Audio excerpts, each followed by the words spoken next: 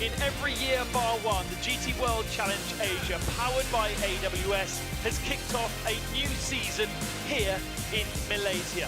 And once again, we say hello from a stunning Sepang International Circuit for race one of 2025. It heralds a Pan-Asian tour, which will see teams participate in Indonesia for the first time, Japan, and then finish in E-Town of Beijing. It's a brand new year, which means new cars, new colours and driver combinations. And to get used to it, to bring you up to speed, the Wang of GT World, Tom Hornsby.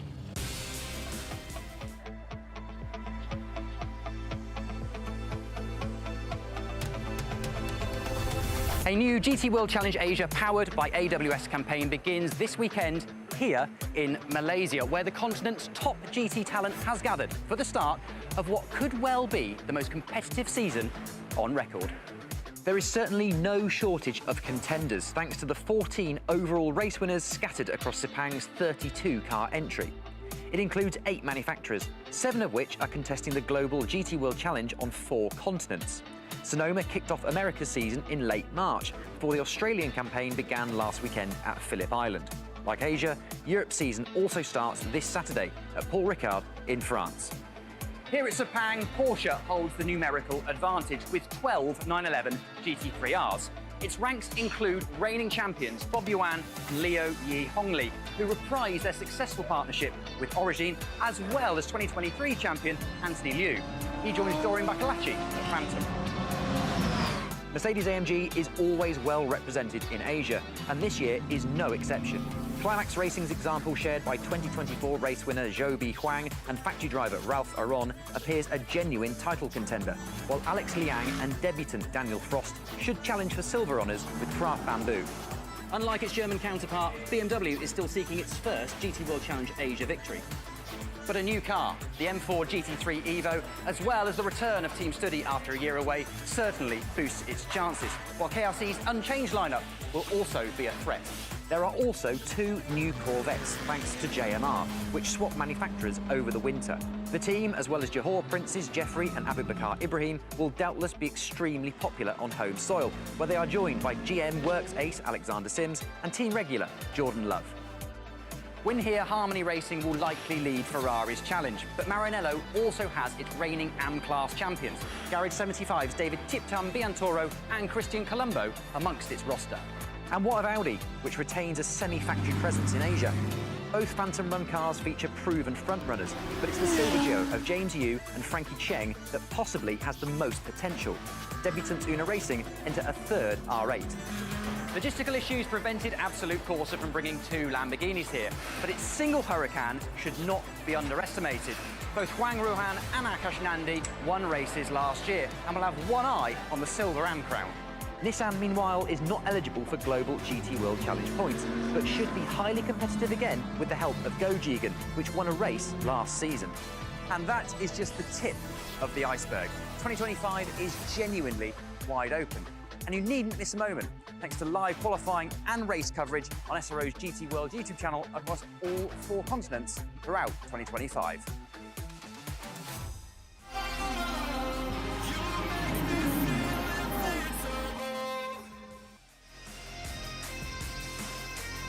A stunning, packed grid down on the start line here at the Sepang International Circuit.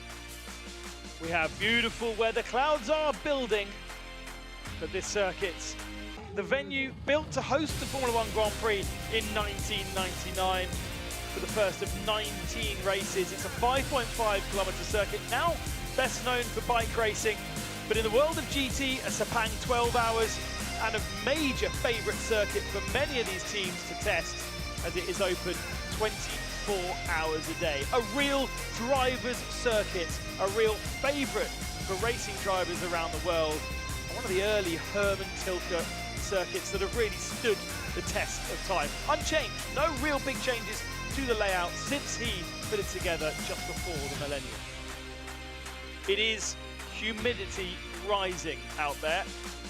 35 degrees air temperature, but the humidity building all day, and we are expecting thunderstorms later on this afternoon. It should, hopefully, not happen during our event, although there is some of those clouds building off the coast of Kuala Lumpur, which is only about half an hour away from us. This circuit built just close to the airport of Kuala Lumpur's capital city here, Malaysia. Right, that's all of the laundry tidied up. We are now fully focused on the start of 2025. And it does mean we can go down to the grid for the first time and check in with some of our drivers with Emily, our new pit reporter. Hello from the grid. So I'd like to interview to Frankie. Once again, congratulations on your pole position. And Frankie, this is your 60th race for the series, racing in the series. Does, yes, hitting this milestone add any extra meanings or feelings for the race upcoming? Well, it just shows that I'm quite old now. Yeah, no, it's really glad to see the GT racing, and it's grown so much in recent years in Asia. And the entire level now is so high in terms of the driver and also in terms of the team. And really enjoying racing in GTWCA. And Frankie, last year's race 1, you had a magnificent pole to win. How confident are you to repeat that once again? Well, I do my best, and I trust my team, I trust my teammates, and in the end, the racing is the racing, you know, so I just make sure that myself is focused and do my best, and the result, let's see. Best view, clean air, best of luck. Thank you. A dream, the clean air, best view, absolutely, Emily. And Frankie Cheng with 2 victories to his name, the last of which was here in race 1 last year, where he was teammate to Adley Fong. He was still participating in the Silver Cup and became champion of the Silver Cup in 2024. And they are highly tipped for success again this year. He shares that car with James Yu this year, who we saw actually on the pole position 2 years ago when he shared the car with Andrew Haryanto. Frankie's best result outside of 4th in 2024 overall was 4th in 2018. As we say, this is his 60th race. He is the most experienced driver out there. As we move further down the grid, let's check in with last year's champions. Okay, so we have Bob over here. So as the current champion, starting from the 2nd row today, how confident are you to win the race? Win the race? You sure? No, I think it's the first race this year. I think the first race maybe a little bit drama. So for my target, maybe just safety mode. Finish the race, bring the car, whole car back to the Leo. Let's see the result is champion or podium or like a P4, P5. I think I'm fully okay with that. How's the car feeling so far? Yeah, I think we improved a little bit today because we have some issue like Thursday and Friday.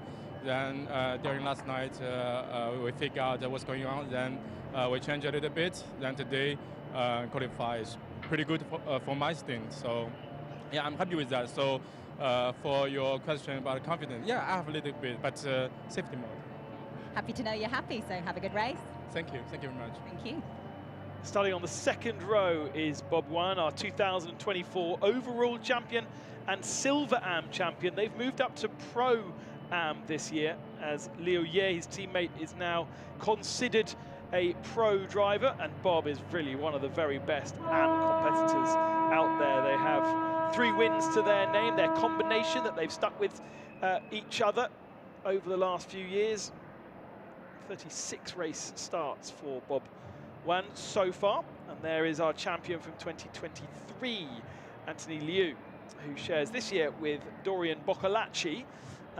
Not at Absolute, where he was last year, but he's moved across to Phantom Global Racing for 2025, but with the same colours and the same car, because if you remember, he was champion with Craft Bamboo in 23 in a Mercedes, and then parted ways with both team and manufacturer for 2024 into the Porsche. Emily making her way further down the grid as the grid begins to clear. No question marks too much about tyres and things like that at this point. And Emily has now made her way further down. Let's hear who she's got. Okay, so now I'm at the 10th grid, car number 51. We have Ben over here. He's just going to start the race. So I'd like to ask a quick question to you. So Ben, this is quite an unusual situation for you, racing solo. How's Andrew? Yeah, he's actually just come back from hospital. They've checked him out. There's nothing too much to stress about. So we just hope he's okay and hope we can do the best we can today to to keep him happy. How's the atmosphere and all things going on in the garage and for you too?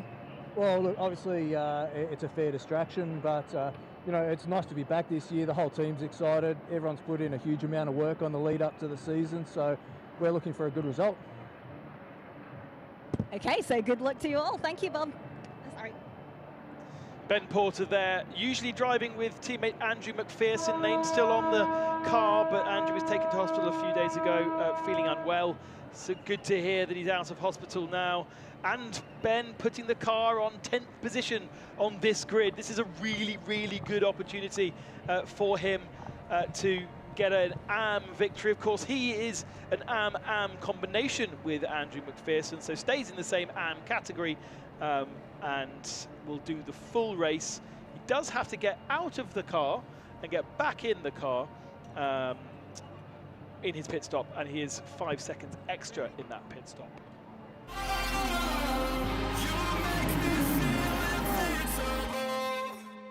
As World Challenge, we do have a global manufacturer standings, and taking into consideration the first two races that we've had in America and Australia, BMW lead that by 4 points over Mercedes, but it really is here advantage to Porsche and Audi in this first race, and they sit 4th and 5th in that global point standings. Look, we have an Audi sharing the front row. There is Frankie Cheng, who we spoke to a little bit earlier, and he is on the pole position in his FAW Audi Sports Team Phantom Global Racing.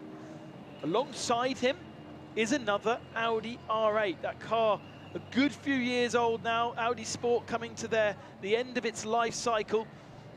Still a partial factory support for the car here in Asia.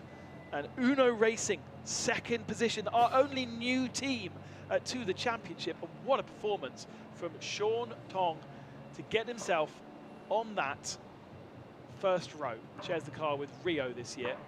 And Sean, our 2017 Silver Cup champion.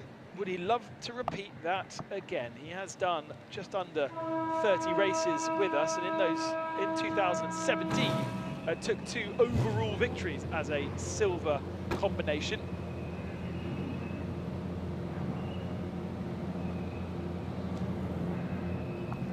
This is the race for the silvers, because there are no compensation weights, there are no penalties brought over from previous races, because this is race 1. There are no previous races in this season, and so this is the time where the silvers can shine, because there is no difference between them and the Pro-Am pit stops, let's say.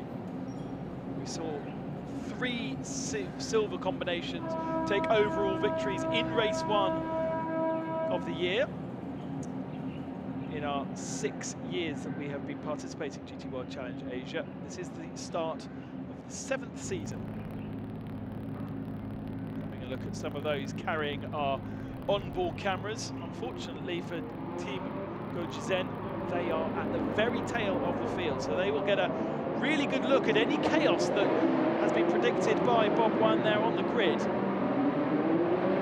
Will there be any chaos? What is a very tricky first corner, much like Shanghai, double backs on itself. It's not quite as aggressive as the Shanghai circuit for that double backing,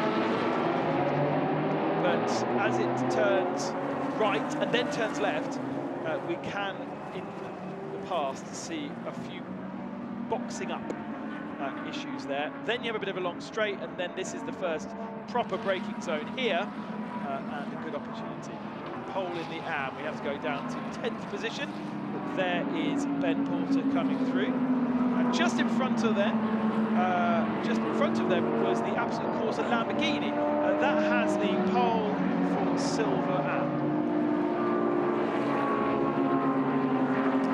Pole for Pro-Am, pole 1, pole for silver, our pole car. And here's the full grid then.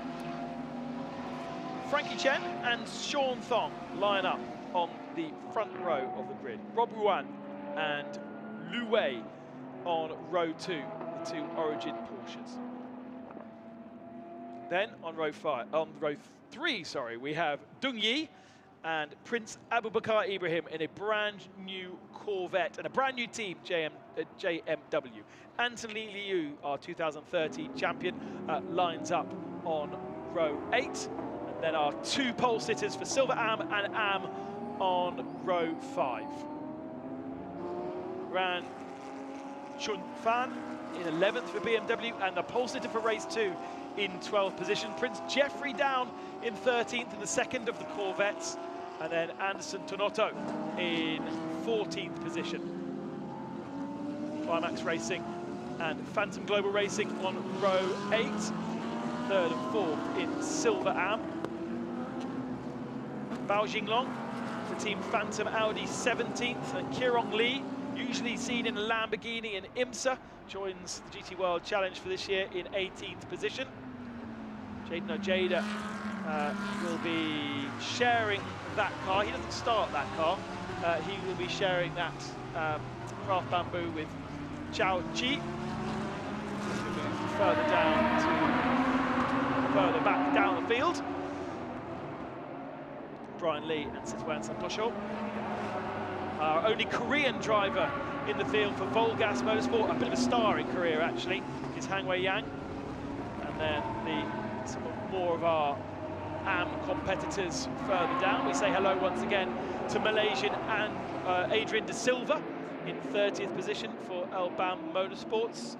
And then Alex Lui, or Lui Lik-ka for Elegant Racing Team. And we rode on board with Motoki in the Gojizan Nissan. And he starts down there in 31st position with Lik-ka Liu in 32nd for Elegant Racing. So we will have 2 safety car laps, as is customary in GT racing. Usually the clock starts, yes, the clock starts on the start of the second lap. So effectively, the race has now begun, but we still are now under safety car. That safety car is going to peel into the pits at the end of this lap, and then we will go into 2x2 formation.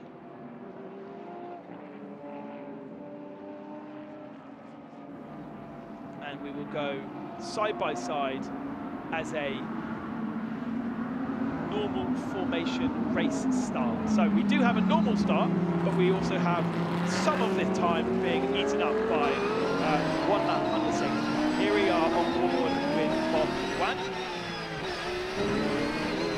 Comfortable in this Porsche, knows it well, knows his teammate very well. Liu Ye, as I say, been racing with each other for the last 3 seasons. Taking championships, they've taken wins together. They are very strong. I would say they're almost a silver-silver combination. Bob Yuan, officially an Am, but being able to qualify up there in 3rd position, ahead of many silver competitors. And then Liu Ye is a silver driver, but they are participating, thanks to their championship victory last year, in the Pro-Am category.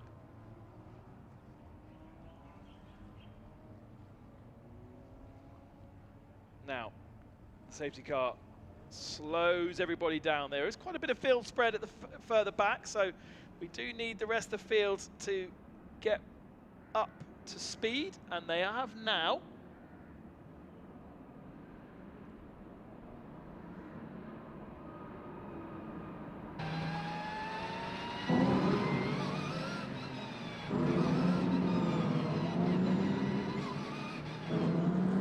Everyone is now in order, nice and neat, ready to go racing for the first time in 2025. It's been a long time since they last raced in anger in Shanghai in September of last year.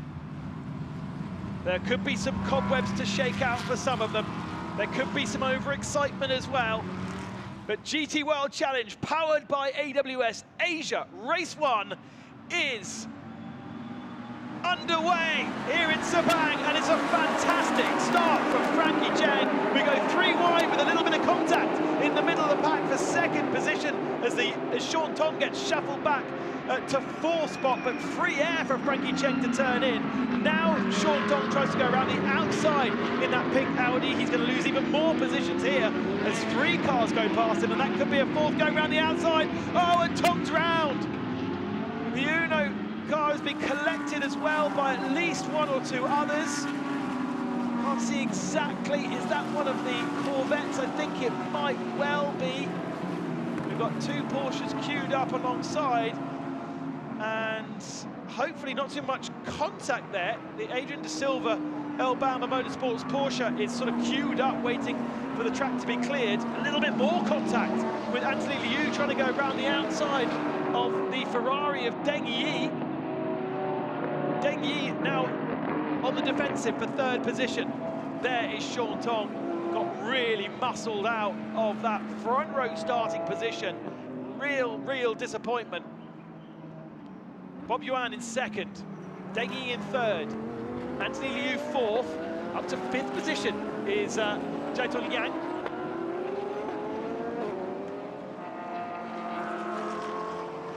Now Yang trying to find his way through in the Mercedes with a really good start by the Lamborghini, is that?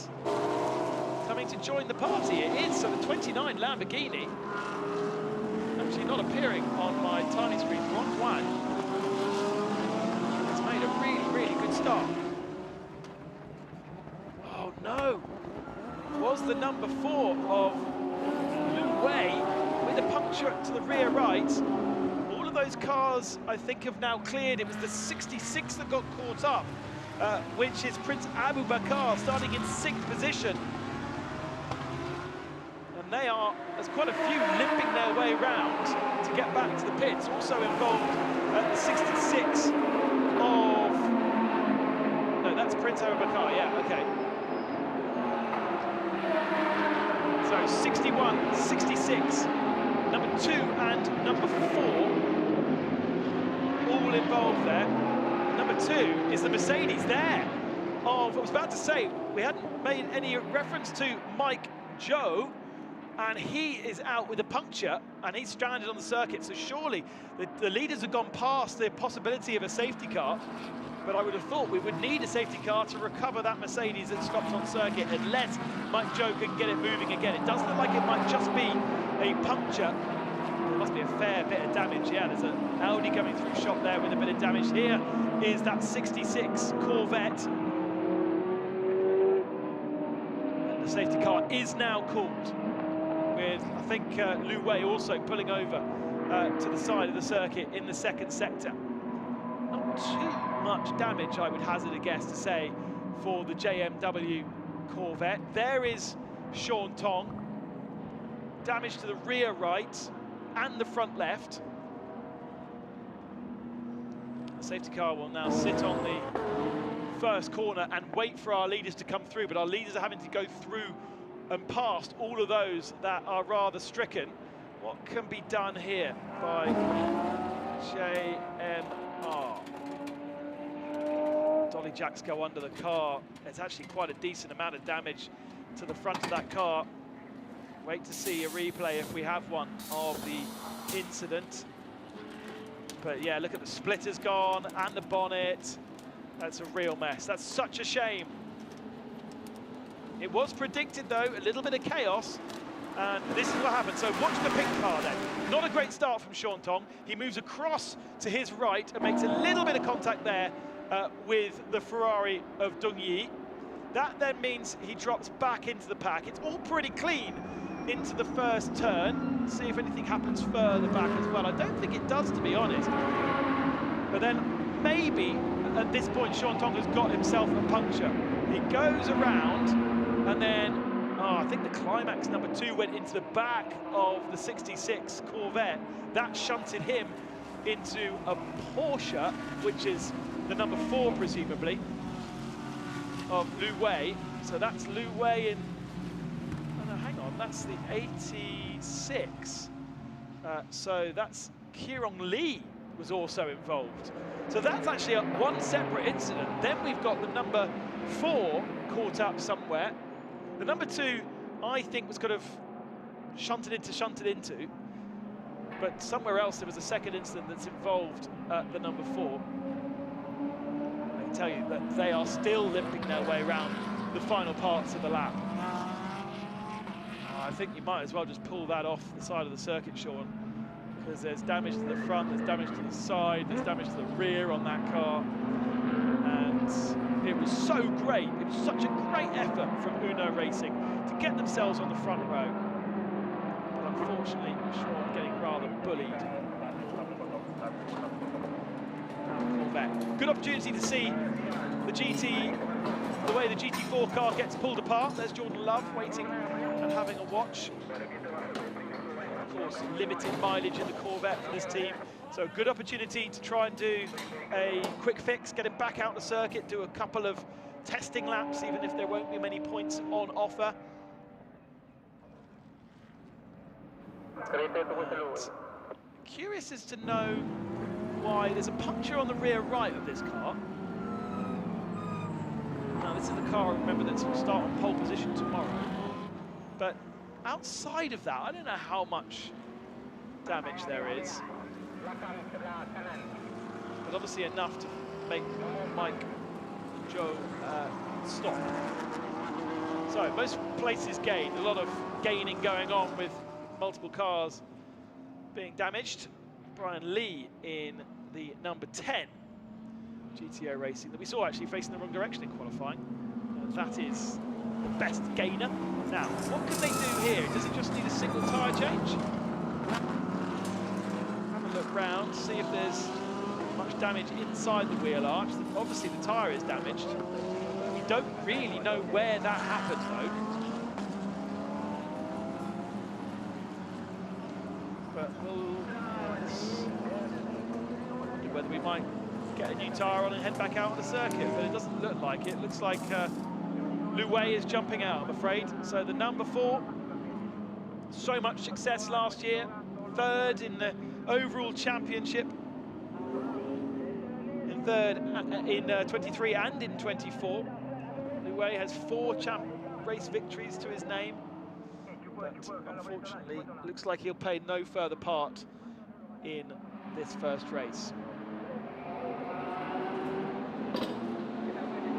So it looks like Prince Abubakar is going to be staying inside the Corvette, and that is just going to be a test session then as the rest of the field come past the pit box.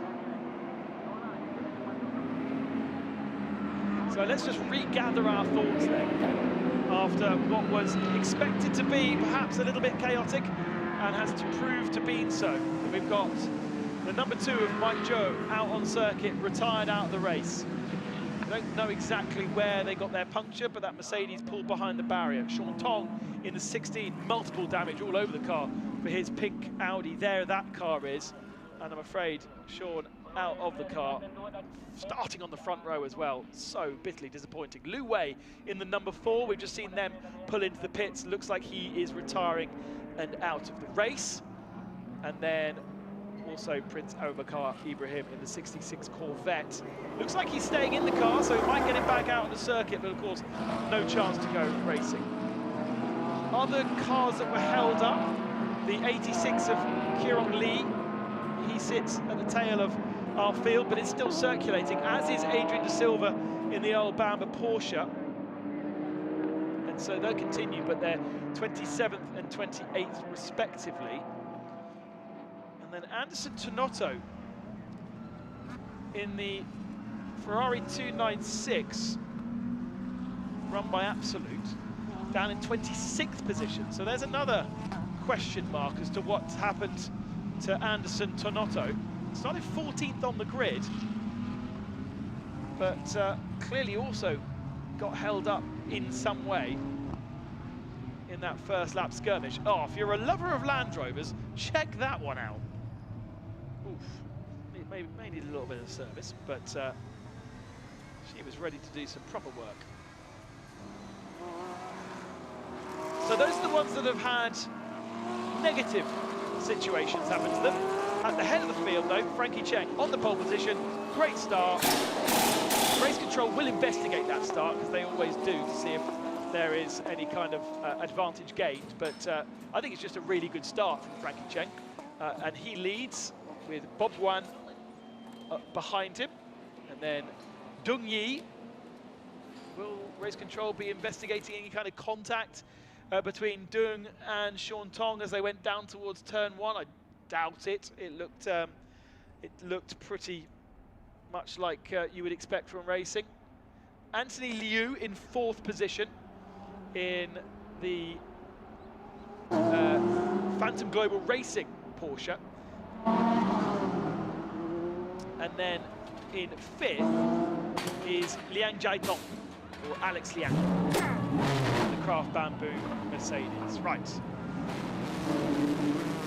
Bit of a test session from Prince Abubakar. Oh, no. Okay.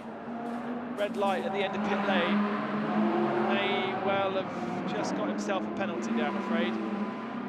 Rather too keen to get out onto circuit. Marshall had his red flag out as well. And these are the kind of things, you know, that are classic of a new team. Johor Racing, a brand new team to this championship, and there are so many things to learn when you are participating in a series at such a high level as this, that sometimes you can miss the small details and the small regulations. It doesn't matter, of course, for Prince Abu, because he already is a couple of laps down, but that will be a little bit frustrating. The reason why the pits were shut, by the way, was because the safety car queue was on the start-finishing line, and that is standard procedure, so that you don't kind of come out middle of the safety car pack. He is going to get himself a very nice warm car, because he's only just ahead of these guys and basically running at full velocity. Safety car is coming in this lap, so we are going to go racing once again. We've been on the safety car for, well, obviously since the start, so about 10 minutes. It will be about 10 minutes by the time they go back to green flag racing. Let's see if we're race control. Incident at turn 2 under investigation. That's all they're saying for the moment. So not necessarily pointing any fingers at who they're talking about. Leading silver, Frankie Cheng, our leader of the race. Leading Pro-Am, Bob Wan. Leading Silver An is the 29 machine of absolute force, which is Juan Han.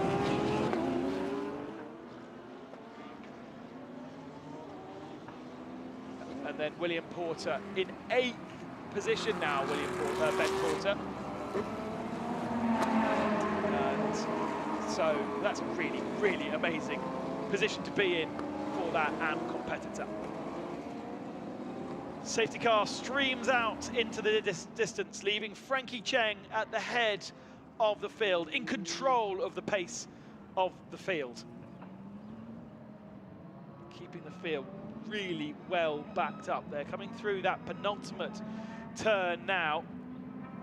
Frankie wants to let that safety car go as far away into the distance as possible, so he doesn't end up having to catch up with him. He's not allowed, of course, to overtake the safety car until the safety car is in pit lane. And here we go, and Bob Wan has gone with Frankie Cheng here. That was a very, very strong restart from the Porsche in 2nd position. And they all go a little bit deep into that final turn because everything's a bit too cold and they're a bit too aggressive. But we go back to racing here in Sepang for race 1 of 2025. And it's Frankie Cheng from Bob Yuan, and then Dung Yi in the Ferrari. The Porsche of Anthony Liu in 4th. And Liang Jiatong in 5th position.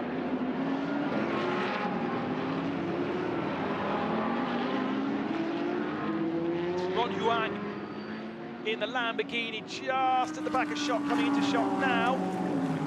The pressure here from Liang Jiatong on Anthony Liu. To the inside, is there a space there? Not quite. That's one of the better overtaking opportunities around this circuit. And doesn't Jiatong know about it? Shares that car with Daniel Frost, a young Singapore driver that has been racing out in America for the last couple of years. Really interesting combination to see how they get on in their silver-silver pairing. You see Anthony take his time to build into a stint. So it looked a little bit under pressure those first couple of corners from Liang Jiatong, but now up to speed and starting to get onto the tail of Dong Yi.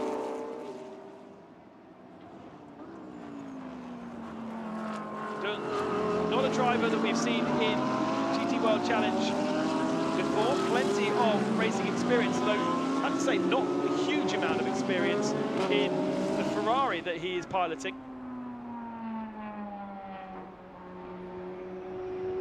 It's a race by race entry. Oh, no, sorry, I tell a lie. It's the Win Here Harmony Racing car that Andy Deng, or Deng Yi, is driving. Here is the battle for 9th position. Prince Jeffrey Ibrahim, so good to have Prince Jeffrey Pratt with us. Missed last year, only his brother racing with us in 2024, but of course has raced with us many, many times before. Him and his brother forming teammates with the 888 Mercedes team for many, many years. 2 years worth of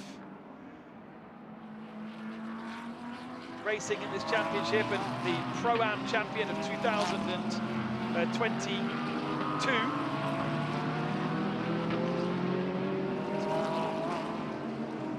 Knows what it takes to take victory. Shares that car with Alexander Sims, that will be coming up a little bit later on. At the moment, sitting, trying to keep himself in the top 10. There is the BMW, highest BMW in 7th position. That is Tony Ruan, or Ruan Tuan Fan. Shares that car with Max Hussein, who was very fast in qualifying this morning. So we'll be very interested to see how that combination gets on, how it plays out throughout the whole of this race. Remember, pit stop window between 25 and 35 minutes into the race.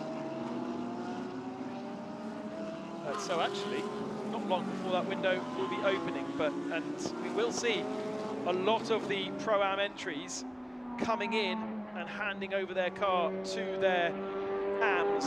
For the silvers, that's bad news, because we've been under safety car, so the first silver hasn't been able to make the dent on the AMs that they would usually expect in clean flag running. And then when they hand over to their second silver driver, that second silver driver is going up against the pros in GT World. So incident involving 16, 61, 66, 86. No further action for that crash in turn 2. So just unfortunate, they are saying. Sean Tong, I think, may have picked up a puncture, and that spun him around. Whoa, getting a little bit of a squeeze is the number 31 of Dao Chi, looking down the inside of what looks to be a slightly beaten up Audi Sport Asia Team Phantom. That's 46. And that is Bao Jinglong, who shares that car with Matt Finkelhoff. Jinglong was in the barrier in qualifying at the end of the session. Hazard to guess that car perhaps still not 100%. Back in the 13th position here.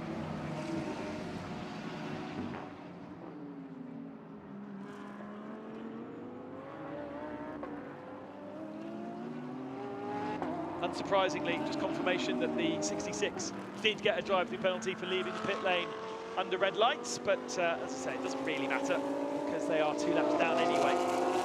But a good lesson for the team to learn, to understand the communications. There should be somebody on the pit wall thinking about that kind of thing, because obviously the driver is, yes, should see a red light and should stop, but is thinking about lots of other things as well. So always good to have somebody on the pit wall monitoring if pit lane is open or shut.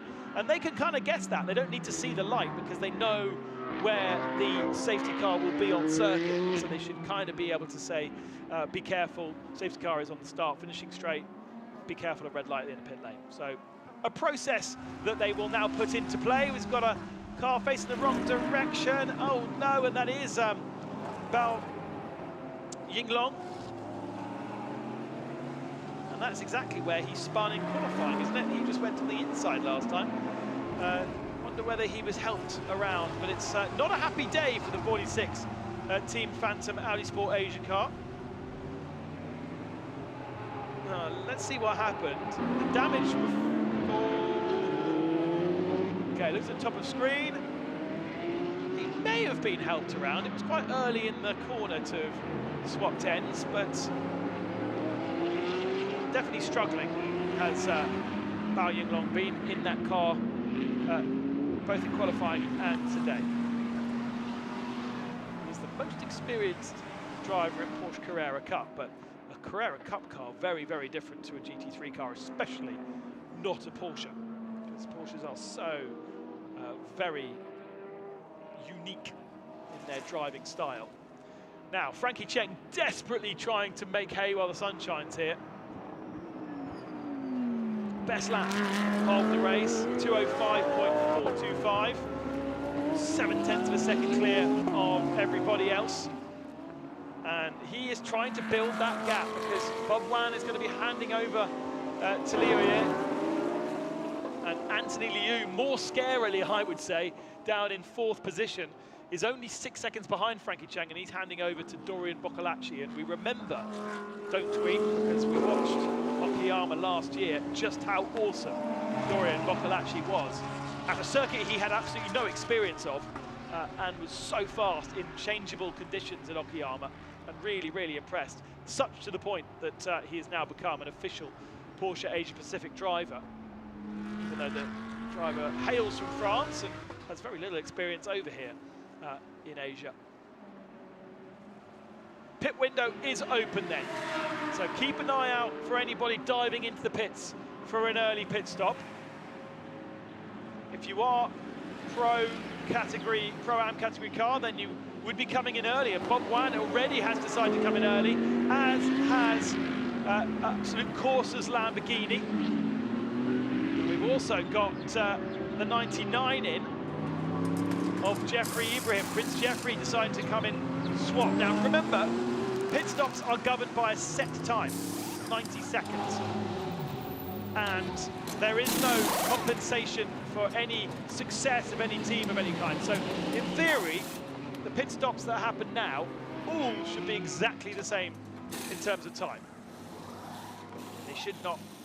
Timed from pit in to pit out. So your stationary time is one thing, but actually the thing that's being governed is the pit in to pit out time. And sometimes you can get that a little bit wrong by leaving your box a little bit early. But a lot of cars already into the pits to exchange drivers. There's the 86 of Kieron Lee handing over to Anders Forbach. Already coming out of the pit stop, Bob Wan handing over to Liu Ye. Look on at the front of the queue, we've got Jeffrey Ibrahim there in the 99. He's handed that over to Alexander Sims, Works Corvette driver. They were all the pit stops well up, so still being held. Dorian Boccolacci goes through. He's going to go behind the Lamborghini as well.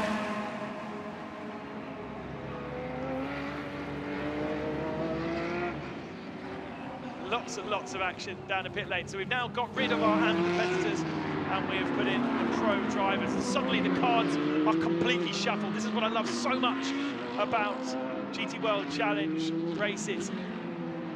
You think you know the race.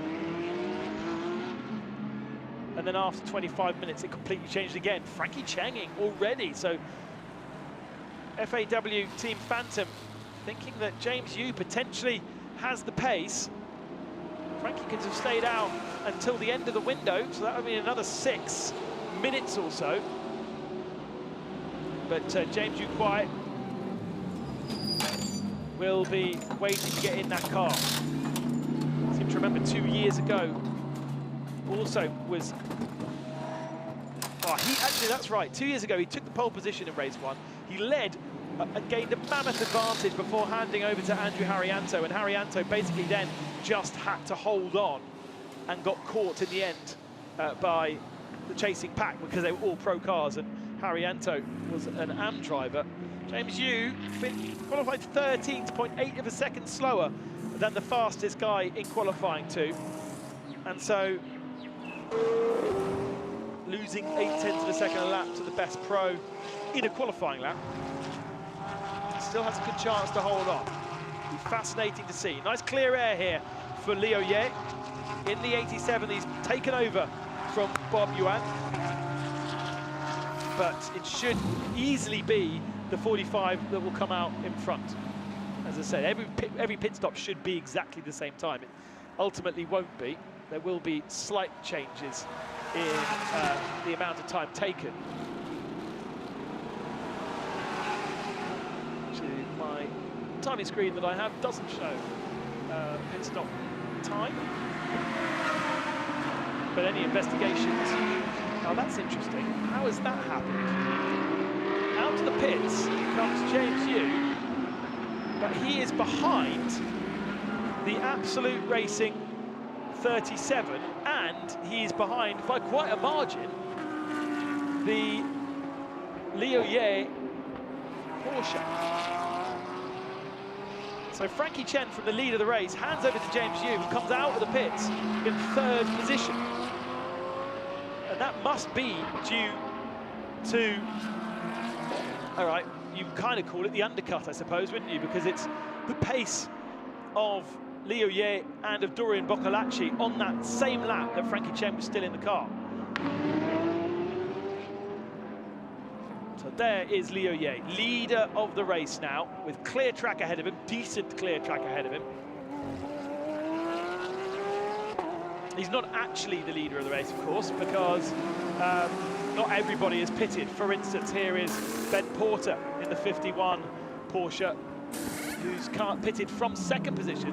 And actually, the leader at the moment is Dong Yi, who still hasn't pitted to hand over to his 2nd silver driver. Further back,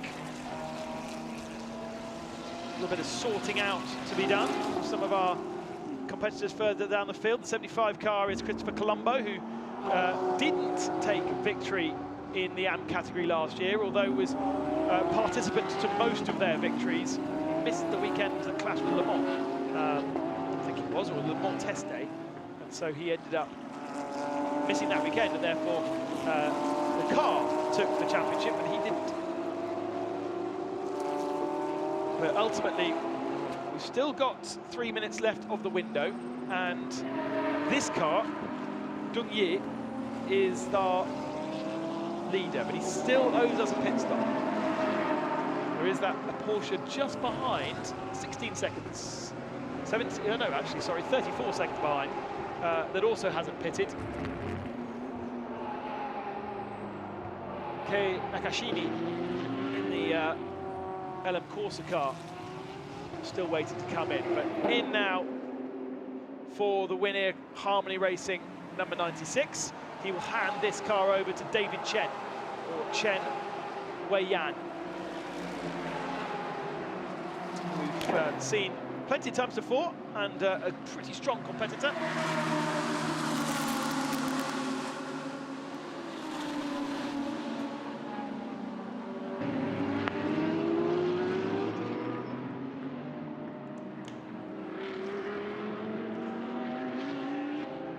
Thank you to Tom Hornsby, who's just reminded me that silvers do have an extra 8 seconds in the pit stop over the Pro-Am and Silver-Am competitors, and that is why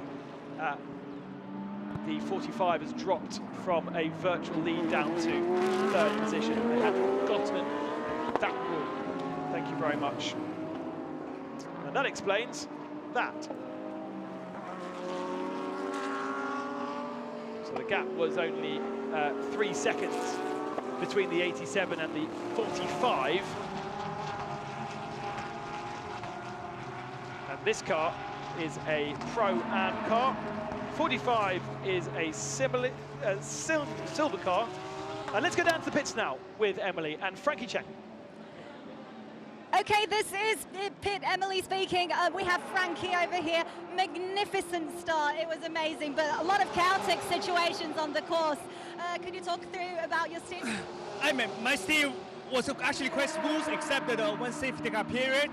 And as a silver, we get this 8-second penalty. All I could do for James is try to pull a gap. But we join my steer. If there's a safety car, it's definitely handicapped us. But that's racing. We're all here, you know, to do our best. I think overall now we are P3, and it's still good result if we can finish it. Fingers crossed for your partner. Thank you. Thank you. Thank you. Yeah, and Frankie Cheng there confirming that the safety car hurt him because he had to sit behind him for 10 minutes when he could have been building a gap. And then that 8-second penalty for all silver combination cars, dropping him down to, I think, only third position. Be interesting to see where the Ferrari of Deng Yi comes back out onto circuit, although, of course, that car also is silver, so will fall in behind the 45 Audi. And what we really do now is recap. So there is Liu Ye in the 87, leader of our race, and just coming into shot, second position. Those are both Pro-Am competitors.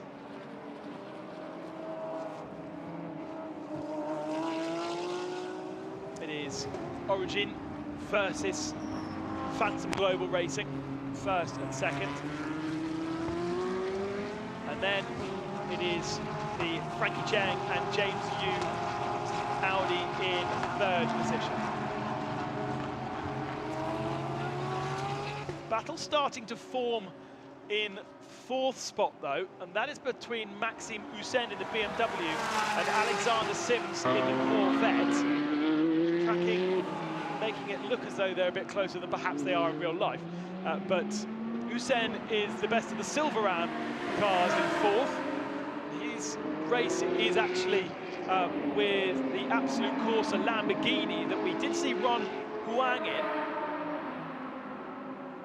And now Akish Nandi has taken over that car. They're 4 seconds back. And not much to say really about the 51 because Ben Porter absolutely smashing it in AB right now. Penalty for the number 31, causing a collision, which is Tao Che, causing a collision with 46. So there was contact between Craft Bamboo Racing and Bao Yinglong. Remember that we saw the Audi Sport R8 going around.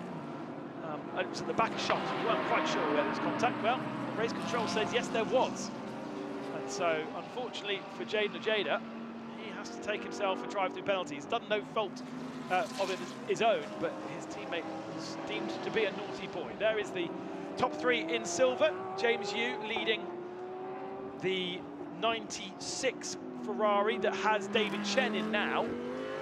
Had obviously Deng Yi before, and that has just changed on the graphic. And then it's Daniel Frost in the 77. As I say, Daniel Frost, bit of a star, we think, for Craft Bamboo, or certainly Darryl O'Young thinks. A few years out of racing, but done a lot of single-seaters in Indy Lights across in America, and was destined really to be an IndyCar driver, but unfortunately missed 2 years of racing due to military service in Singapore, and is now rebuilding his career in the world of GT racing. Let's see what he can do. Down in 9th position right now. There is that sort of, I called it a battle, but it's not really, is it? Team KRC leading JMR That's more of a battle, really, between Ferrari and Lamborghini going through the shot there. Absolute Corsa look like they might be losing a position to the win here, Harmony. There is the leading amp by some 25 seconds. Not really a surprise with Ben on his own.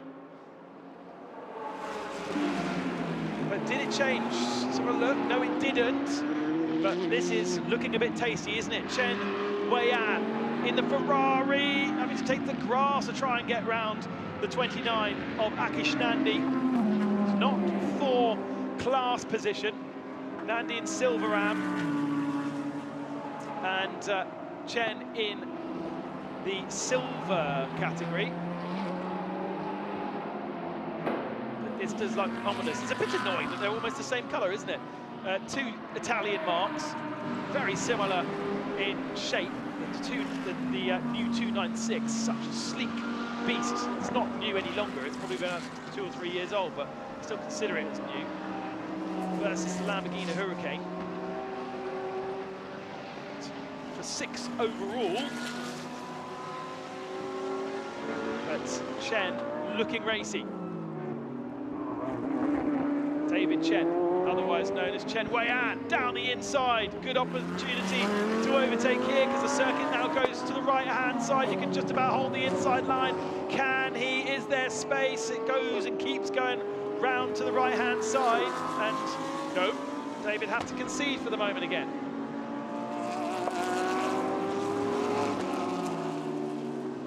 It's been a while since we saw David Chen racing back in 2019.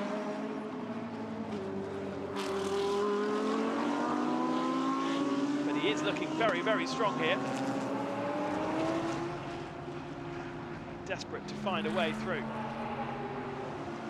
Big old clump of cars also just at the top of shot with Frost and Ling and Fong. Again, the Ferrari trying to hold the inside line. Was there a little bit of contact there on the exit? Perhaps there was. It's quite difficult, that corner, because the inside is so off camber. There behind, we've got Frost versus Ling. Ling actually losing 2 positions. It's it's Ling versus Fong, in fact. Fong in the 13, trying to swing around the outside, and Daniel Frost basically giving, I think there might be a problem with that Mercedes, because he's just giving everybody a load of space. Oh, and getting muscled out the way is Fong. That Mercedes is pulling off the side of the circuit, so Craft Bamboo with an issue, but it keeps going on here. And Ling once again defending, and this time it's Liu looking down the inside. Daniel Liu. Once upon a time, a Porsche junior driver back before COVID. We expect great things of him as well. All the way round the outside here of is Chris Chai in the car now, 13. No, it's Adley Fong, sorry. So it is Adley Fong who's been shuffled down. You do find in these races these pinch points. There's Chris Menzel, by the way, in the number 10. I haven't seen Nico Menzel since 2017. Great to have Nico back with us. In such a long time, I forgot his first name. Sharing that car with Brian Lee. Once again, Daniel Liu. Liu Wenlong looking to try and get away around Ling Kang. No way to get past there. And this is for 9th position. It's allowing Ben Porter to check out ahead. I'm sure there'll be an opportunity here. Oh, but Daniel goes a little bit too wide, so Nico Menzel steals the apex there. Now he'll give a nice slipstream. Menzel will be a little bit slower on the exit of the turn. And Daniel Liu will sit in the slipstream under that rear wing, trying to pull up as much of an opportunity as possible, but he may not know who he's racing against here.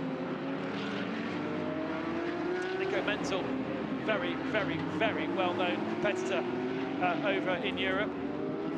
Porsche Carrera Cup Asia champion, Nürburgring winner as well.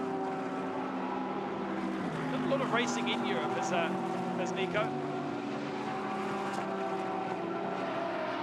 But still resisting is Lin Kang in 9th position. No changes, by the way, at the head of the field. Although Maxi Musen starting to chase down James Yu for that 3rd position overall. And if he does get stuck behind, then Alexander Sims might find himself getting into that mix as well. As a drive-through penalty for Adli Fong for track limits. Fong's in 12th position there, and that's a real disappointment.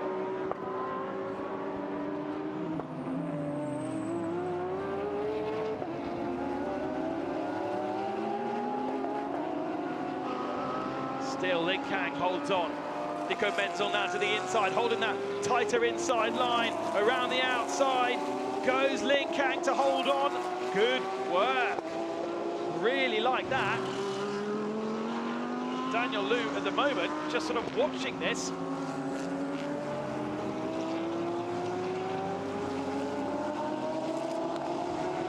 Still, the 44 holds on.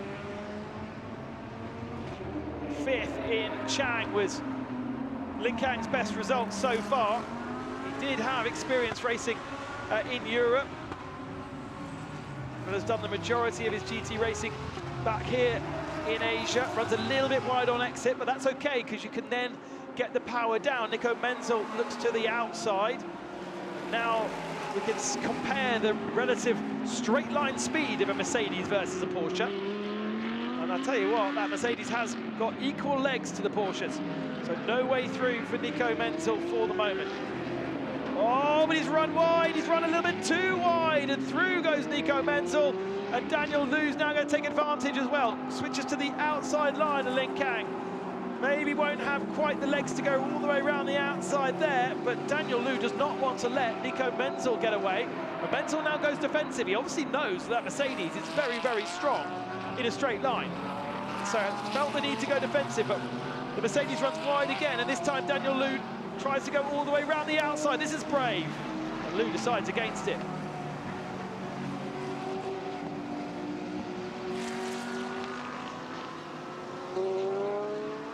Daniel Liu, originally born in Nottingham to English father and Chinese mother, raced as Daniel Liu. Although at school carried his English name, and now entered into this season GT World Challenge Asia as Lu Wenglong, so his full Chinese name. Not much happening there as we pick up our leader, Liu Hongye, still leading. And still with a 5.3-second gap. Yes, Dorian Boccolacci has the fastest lap of the race, but it is only by a couple of tenths of a second. And now this battle for 3rd. Oh, I was about to say, it's starting to hot up, but it's actually already happened. Maxi Musen already passed James Yu. And the BMW up to 3rd position overall then. Does look like it's going to be a very strong weekend for that team KRC. They've got a 2nd row grid start in tomorrow's race as well, and it's a really strong first stint from Tony Wan. Maxi Musen now backing that up, being chased down by Alexander Sims, but is equal to him. Sims taking chunks of time though, as you can see by the graphic, out of James Yu. That's okay, because James Yu ultimately will be looking at that silver championship and seeing that he's still okay, that he's still got a decent advantage over David Chen, who is the 2nd of the Silver Cup cars. A reminder, the 99 Corvette there of Prince Jeffrey, his brother and teammate, in strife in the early part of the race, so they're a couple of laps down. There'll be no points scored on the other side of the garage, but this is a strong start for Prince Jeffrey.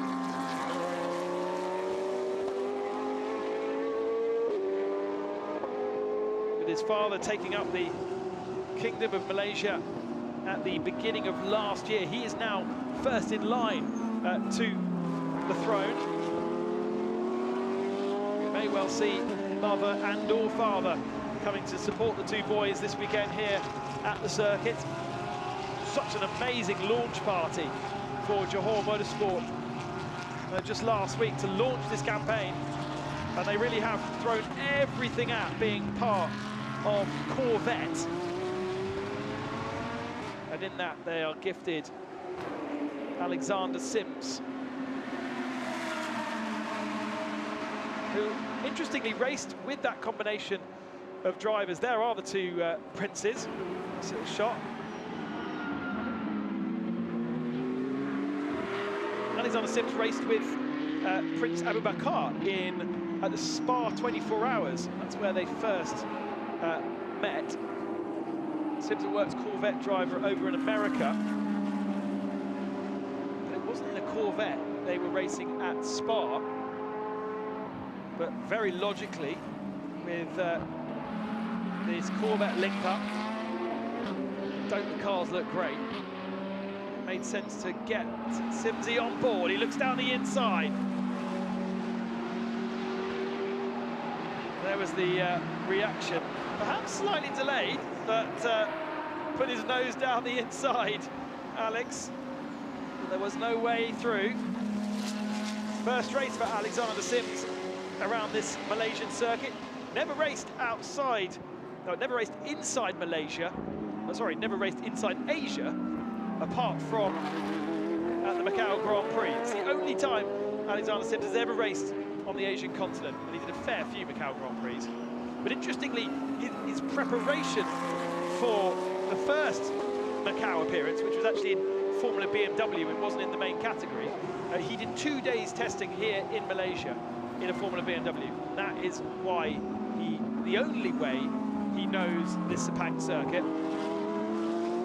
But cough, cough, that was back in 2008, so a pretty long time ago. And he was a young man by then. Into the slipstream of James Yu. Drives out nice and late. Little karting pass, that one. Just claims the apex, doesn't go in too deep. Beautiful overtaking manoeuvre, and Alex Sims moves himself up into 4th position, to the applause of the boys in the box. It's taken him quite a long time though, and it has meant that he's lost 4.5 seconds to Maxime Hussein. And that might mean that no further progress made by Alexander Sims, but in the end, does it really matter? He is 3rd in Pro-Am. Okay, he's off the overall podium, but the points will be scored for Pro-Am. To the lead of the race then. And once again, Leo Ye has extended his advantage over Dorian Boccolacci, considering that according to the driver classifications, Leo Ye is a silver driver, Dorian Boccolacci is a works-supported Porsche driver. I think actually Boccolacci's a gold rather than a platinum. But that just shows how strong this combination is going to be again this year. The Origin 87 Porsche. Bob Wan, definitely one of the strongest AM drivers in the field. And Leo Ye, well, okay, certainly one of the strongest silver drivers, but he's not being classed as a silver driver because they are in the Pro-Am category, so you might as well rip up what he is classed at, because he's racing with the pros. And in doing so, he is showing that he is equal to the very best of them. Absolutely stunning drive here by the Chinaman.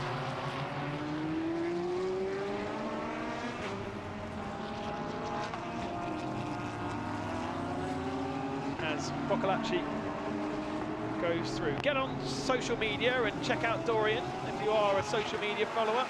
He is big in social media. He is a bit of an influencer back in France.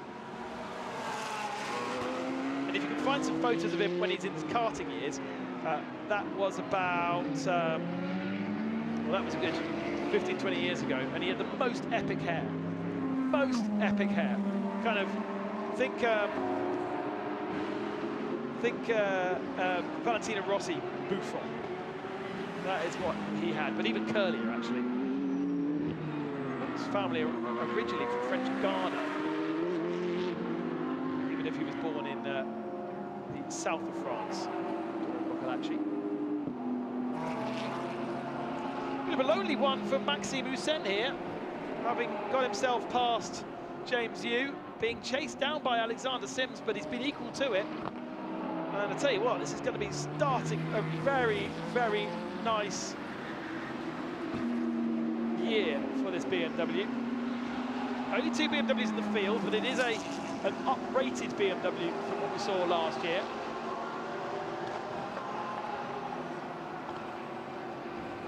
And Maxime putting in big pace. Again, Maxime's a silver-rated driver, but clearly able to match some of the best out there. By the way, Patrick Pilet is in our field. No, haven't seen him once in the coverage so far. He's down in 16th position in the 911. Once again, racing for Absolute Racing. Great to have Patrick here. Well, there are some big names, actually, some international names on the timing tower on the left-hand side, but not really showing. Lorenzo Petresi, for instance, in the number 11, in the 11th position, Ferrari there. First time we've seen Lorenzo participate. Hello to Ricardo, who is in the pit box. His father, son of Ricardo Petresi, the ex-Formula 1 driver. And Lorenzo's switching to Ferrari for this year. He's 2 positions behind, in fact, just there, back a shot behind Ben Porter.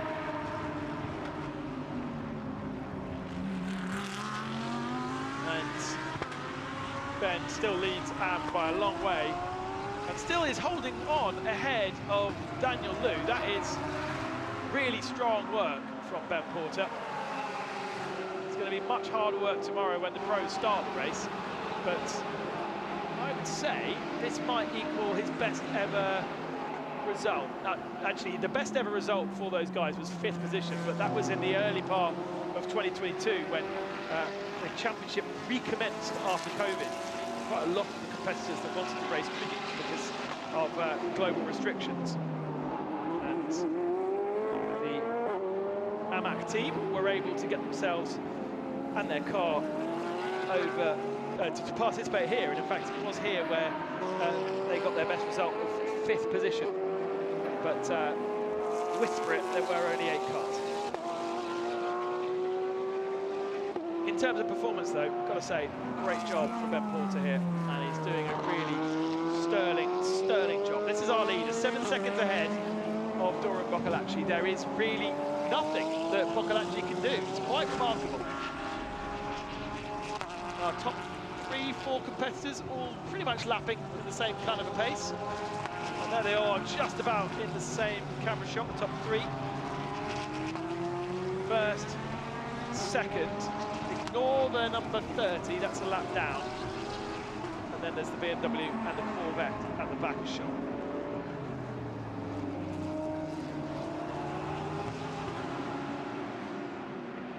About anybody else making their way up through the field. Might be seeing a change for 4th position in Silver Am. Yuta Kanemura in the number 25 Porsche Center Okazaki. Usually runs 2 cars, but unfortunately one of their cars is being used elsewhere this weekend, so just the 1 car from Porsche Center Okazaki, even if they have an entry for the full season. And they are down in what looks to be a close battle, I think, for 12th position and for 5th in Silver Am.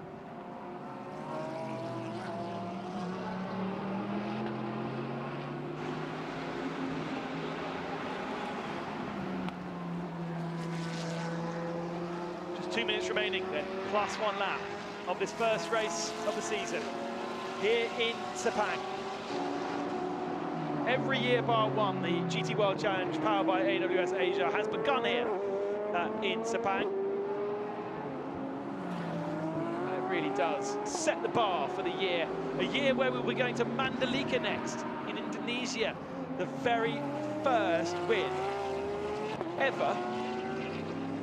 Sorry, what am I talking about? The very first race ever for a four-wheeled international motorsport at the Indonesia circuit. And then we'll move on to Podium, a long-term favourite of GT World Challenge, before then heading to Japan for the Japanese summer. Just 2 rounds in GT World Challenge, but of course the Japan Cup will be doing their own races and their own standalone race in Sugo, the Japan Cup, as well as a support race for the Suzuka Intercontinental race that happens in September.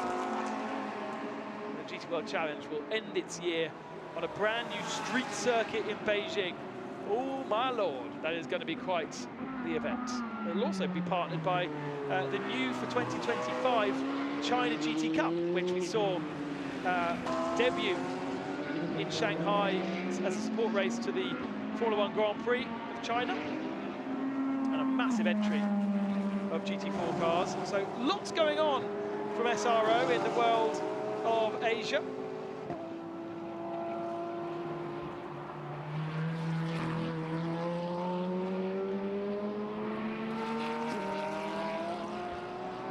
Just a few corners left then for Bob Yuan and Liu Ye.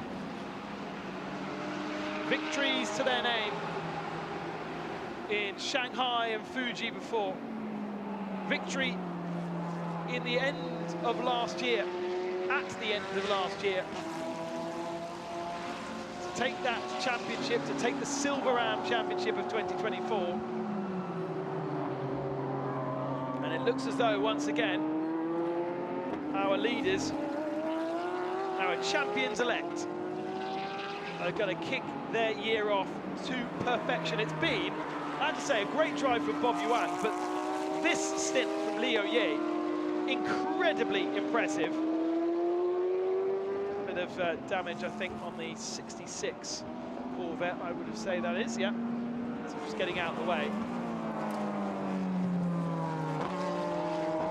But with internationally renowned superstars chasing you down, Liu Ye has increased his advantage at the head of the field, lapping consistently faster than Dorian Boccolacci in second position, than Alexander Sims in fourth, and Maxime Hussein in third.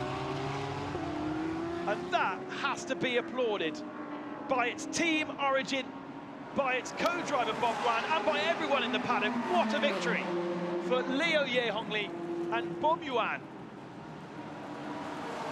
Second goes to Dorian Boccolacci, and a smile, no doubt, to Anthony Liu, who gets himself on the podium once again and kicks off his season in style. It's a BMW also on the podium in third position.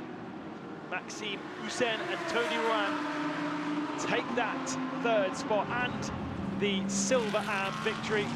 Silver victory to James Yu and Frank Chen. Not the overall that Frankie managed to do last year.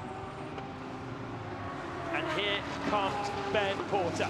Tomorrow will be Ben Porter's 60th race in GT World Challenge, but he's taken a victory in AM and he's taken a top 10 overall as well, and that is quite a story. What an effort from the Australian.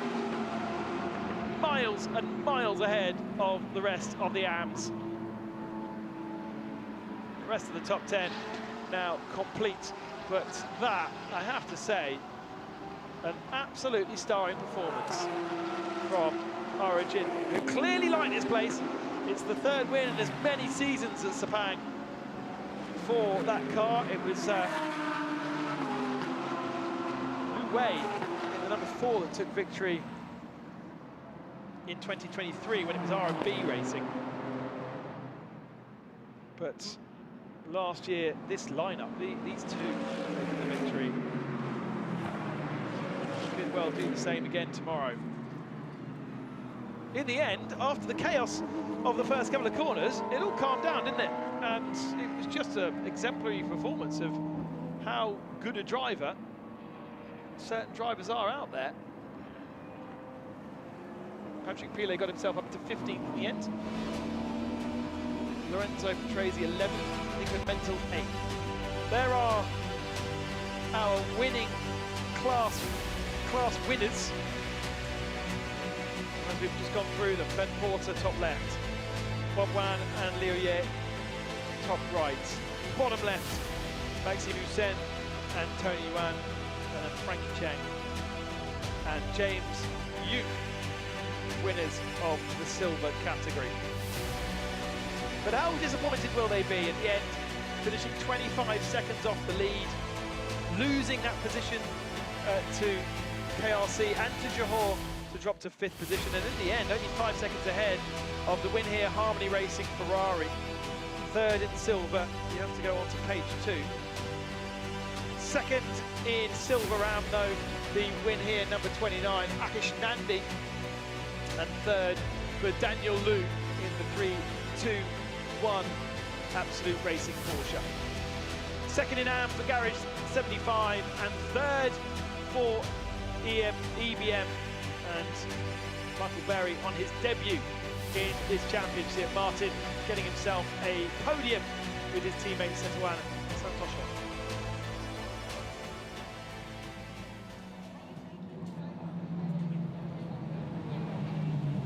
An entertaining encounter to kick off your Saturday of performance GT3 racing. Don't forget that this evening European time is the start of the European Championship with a 6-hour race at Paul Ricard and a mammoth grid as always at that classic event.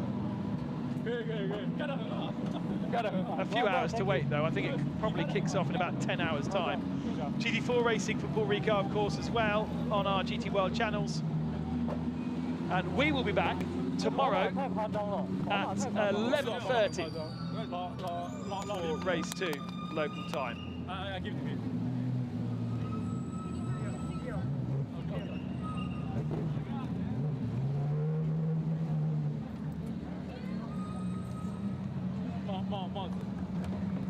Just waiting for the drivers to get themselves prepared. I have to say, Liu Ye doesn't even look particularly stressed. Has really done a very, very good. Let's go down to Amy there. I can see that she's down there and primed. Emily, who have we got? Okay, then we have our winners for the race 1.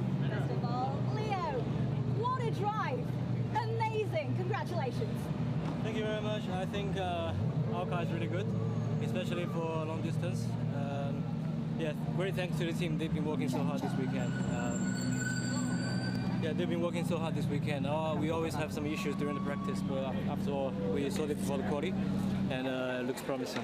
Yeah. Also thanks to my teammate to give me the car in one piece and in P1 when I was on the track already, so no fight. Okay, and I saw a very, very big smile on you in the pit. You were very humble in the comments at the grid, but here you are, champion material. Yeah, but today is lucky because the safety car also, the Frankie didn't put me quite like 10 seconds maybe because of the safety car. So yeah, I'm pretty happy with the results, and this is the first race thanks to the team and the Leo driving really well. So I'm looking forward. Once again, congratulations to both of you. Thank you so much. Thank you.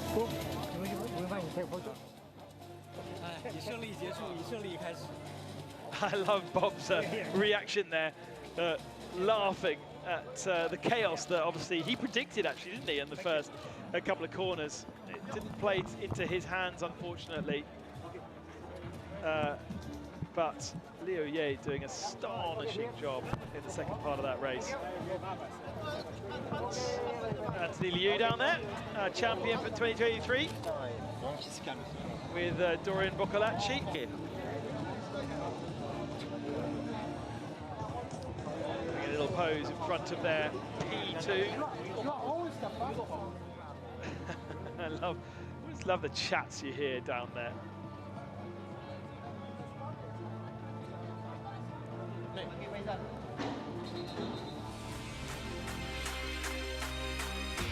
Race 1 of the GT World Challenge Asia, powered by AWS in Sepang, and a great start from Frankie Cheng on the pole to lead with clear air into turn 1 in the 45 Audi.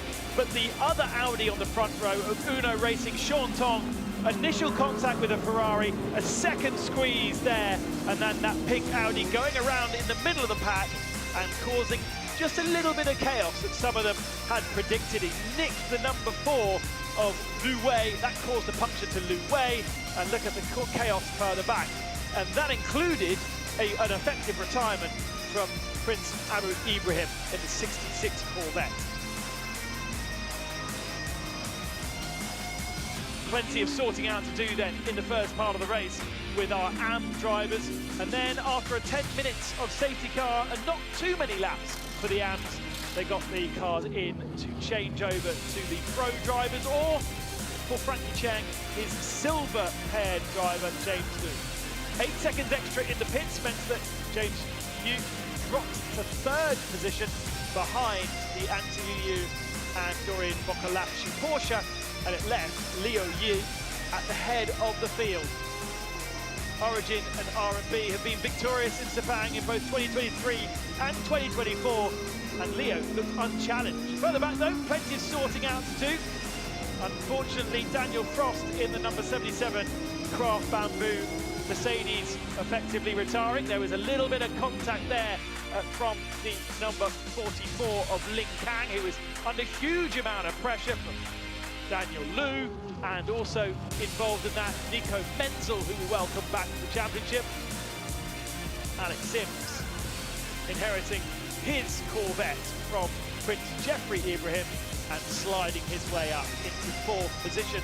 Maxime Mousset had already done that in the BMW to move himself up onto an overall podium for the silver AM BMW, but untouched was Leo Ye in the Porsche. It's a Porsche 1-2 for race 1 here in Sepang, with Dorian Boccolacci coming home in 2nd position. A brand new team for Boccolacci and for Anthony Liu, but celebrations from our champions of last year, winners in 2025.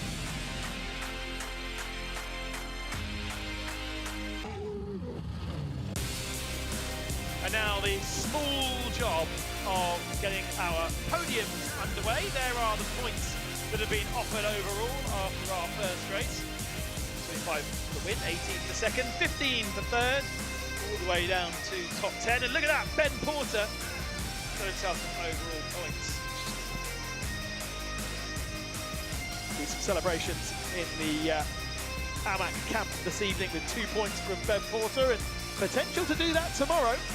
Nico Menzel did a really good job in his 2nd stint. He got himself up into the overall points after Brian Lee handing over the GTO racing car just outside the points. So good progress from them.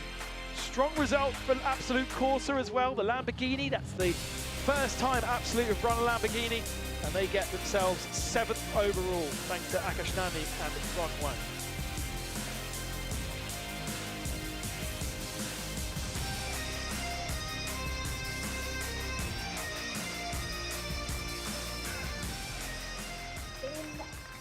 Place. Car number 37, Anthony Liu. And so to the podium ceremony then.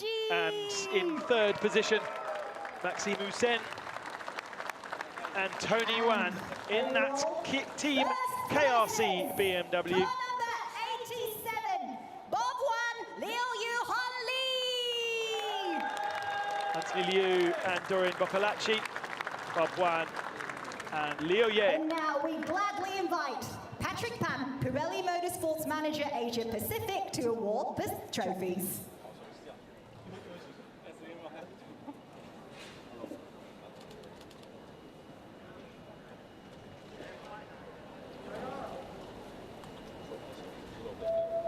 A 4th victory then for Leo Ye and Bob Wan in this championship. And a great way to kick off 2025. After being champions last year. All together for a photo? No.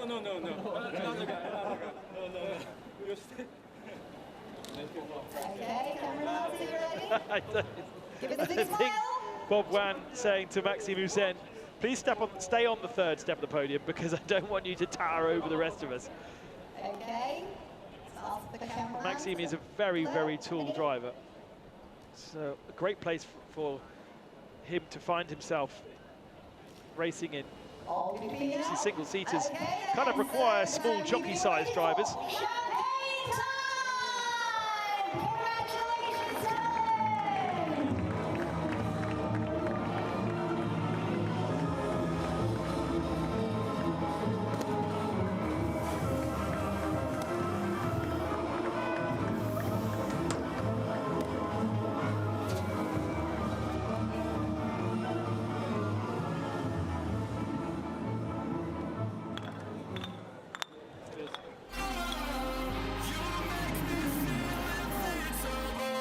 So let's see how that affects the global manufacturer standings after race 1 here in Asia, and BMW have extended that advantage over Mercedes, but a really good haul of points from Porsche, bringing them much more into contention in 4th position with Audi Sport. So much potential from today, but unfortunately with Uno Racing's retirement early doors, they sit way down in 5th spot.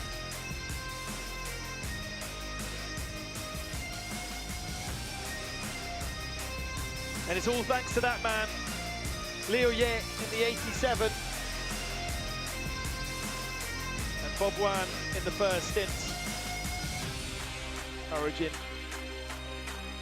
back to winning ways, back to the front of the field, and an ominous sign as we move through this championship that they have lost none of the speed that they had last year.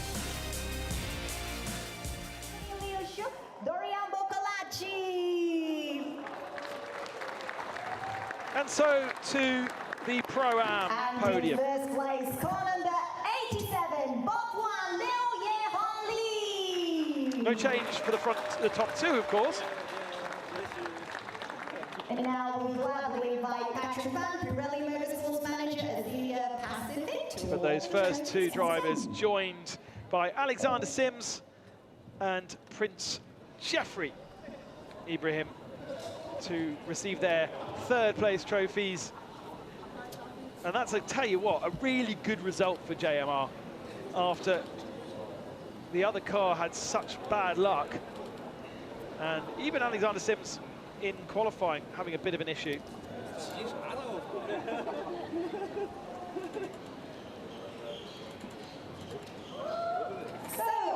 More to come then from the 66 and the 99 JMR, there's no doubt about it.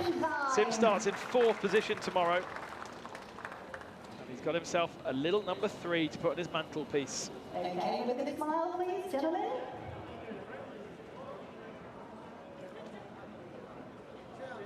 Top 3 Okay, in more. Pro-Am category. Down in the crowd. Congratulations to those drivers. Okay, then thank you so much. So now it's champagne time! Could well be an opportunity for Corvette to take an overall victory this year in GT World Challenge Asia. There's only been one, but JMR promise plenty of things. It's still so young, that project, and that team and driver pairings.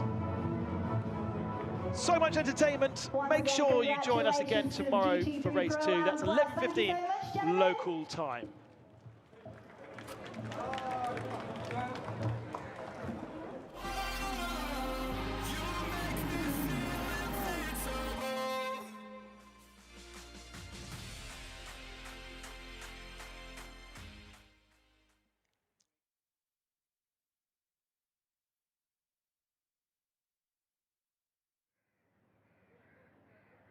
On to the next podium then, and it will now be. We are moving on to the GT3 silver class. Silver round one, I with think. applause. In 3rd place, car number 77, Liang Jiaton, Daniel Frost.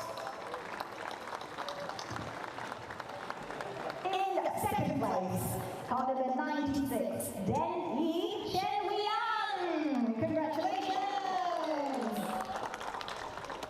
And in 1st place, we have car number 45, Frankie Chen Kongfu, James Yu Kwai. Congratulations. So this is our silver podium with James Yu Kwai and Frankie Cheng taking the win in silver. By Patrick Van, Pirelli Motorsports Manager. But the other silver drivers, well off our first page of our timing screens.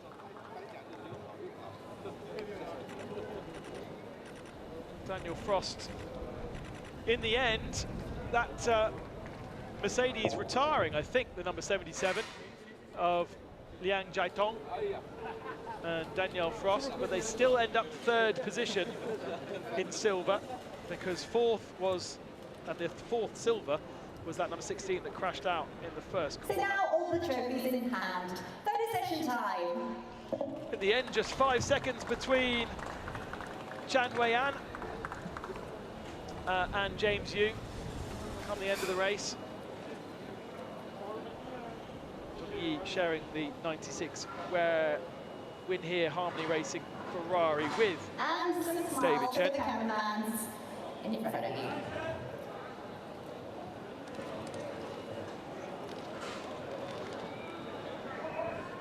Okay then, so now it is champagne time! Oh dear. David Chen wants to spray some champagne there. They all walked off. Like no champagne for this one. So racing to do tomorrow, so you've got to keep the race suits nice and clean.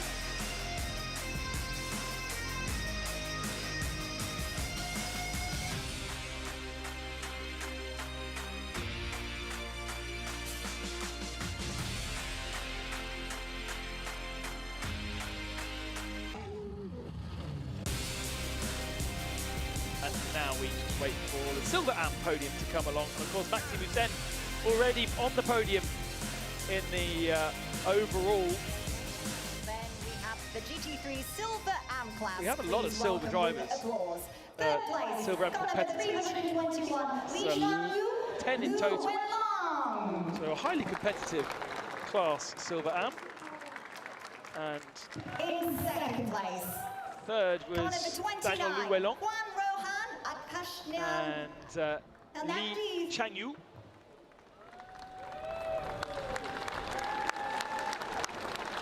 Second, Akashnandi. First place, car number And 89, Ron Ran Kunfwan Maxime Austin. And then the BMW. And We've already met. we gladly invite once again Patrick Maxime Pan Sen. from Pirelli Motorsports, manager and And manager Tony from Wan. Asia Pacific.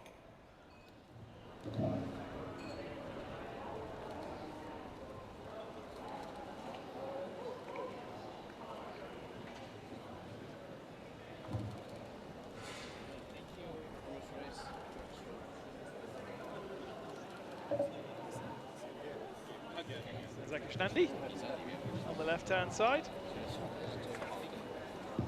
One of 5 Malaysians on the entry list.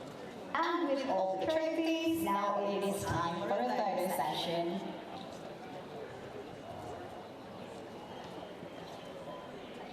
That, I have to say, big well done to Absolute, getting that Lamborghini not just running, but podium running.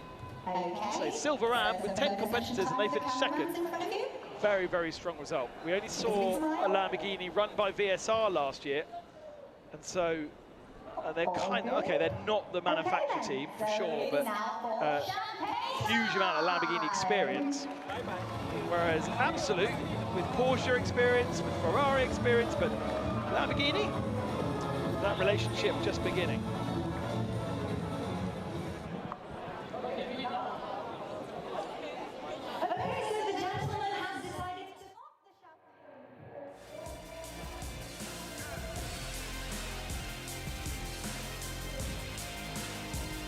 And now we wait for the AM podium. What's going on? Oh, that's interesting. They've all decided to go back onto the podium to spray their champagne. It is unusual on race 1 to spray champagne because the race suits need to be kept for the second day.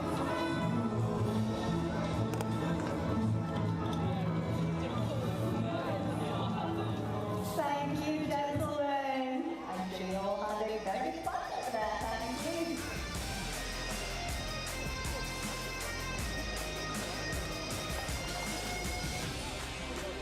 So waiting on our podium to be race set, and then one final podium for us. And that, of course, is the AM category. 5 competitors in AM, but a very clear victor in the AM category, thanks to driving on his own. And Ben Porter has always been a very strong AM. He ended up 50 seconds off the lead. With applause. In third place, car number 8, Cynthia Juan Santoso, Martin Berry. And a welcome, I suppose, And in second place, to Martin Berry, Australian on his race suit, Australian on his car, Singapore on the entry list. and Christian And he shares that car with Setiwan Santosho for El Bamba Motorsport. And please welcome in first place. And a hello again to David Chipantoro and Christian Colombo. And there is Ben Porter. Well done, Ben. What a drive. It's not necessarily about beating the other AMs, there's no doubt about that. But Ben did such a sterling job. There is Martin Berry. More on Martin tomorrow. Great to have a very successful entrepreneur with us. Absolutely loves his motorsport. There's Martin Berry. And now all the trophies in hand, it is the final time for the photo session.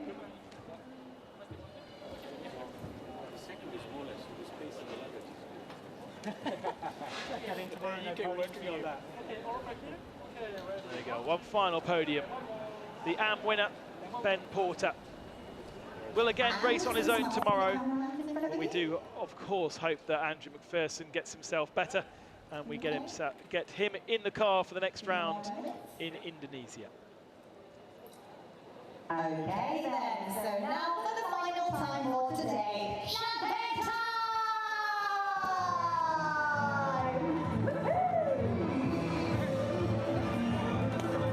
A bit of celebrations for our AND competitors. We like to see that. Well done, gentlemen. Well done to everybody. Good, entertaining racing to kick off 2021. And I have to say, even though we did have a bit of an accident at turn 1, ultimately pretty clean racing to kick off 2025. And we are very, very excited to see how it goes down tomorrow. As I say, 11 o'clock local time is when we'll go racing for race 2. Make sure you do join us. If you want more GT action, GT4 racing will begin shortly over in Paul Ricard in Europe. And the GT3 race will be this evening in Europe, and probably not long after that, but by the time it finishes, we'll be back on air for our second race. Thank you very much for joining us. See you tomorrow.